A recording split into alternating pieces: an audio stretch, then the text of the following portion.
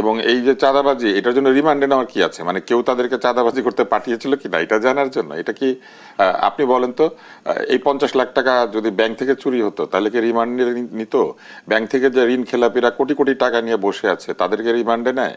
এই 50 লাখ টাকার জন্য এদেরকে রিমান্ডে নিয়েছে। মানে এগুলা হচ্ছে ওই যে মশা মারতে কামান দেখে দেয়, মনে করেন মানে যে কোনো কাজে মানে ডোলের বাড়িটা বেশি বেশি দেওয়া, এরকম একটা ব্যাপার।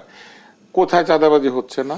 অন্য চাঁদাবাজদেরকে ধরছে না। এই দলের লোকজন কমপ্লেন করেছিল এক সময় ফেসবুকের মধ্যে যে কোথায় নাকি 500 টাকা 1000 টাকা চাঁদাবাজি হয়, এই চাঁদাবাজি লন্ডন থেকে তারেক রহমান বন্ধ করবে। আর এরা এখানে বসে থেকে নিজের দলে চাঁদাবাজি বন্ধ করতে পারে না। মানে একেবারে এটা আমি বলবো যে আমার কথা শুনলে মনে হবে যে আমি খুবই হতাশ, ফ্রাস্ট্রেটেড।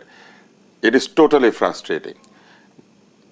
হাজার হাজার লোক প্রাণ দিয়েছে, রক্তক্ষয় হয়েছে,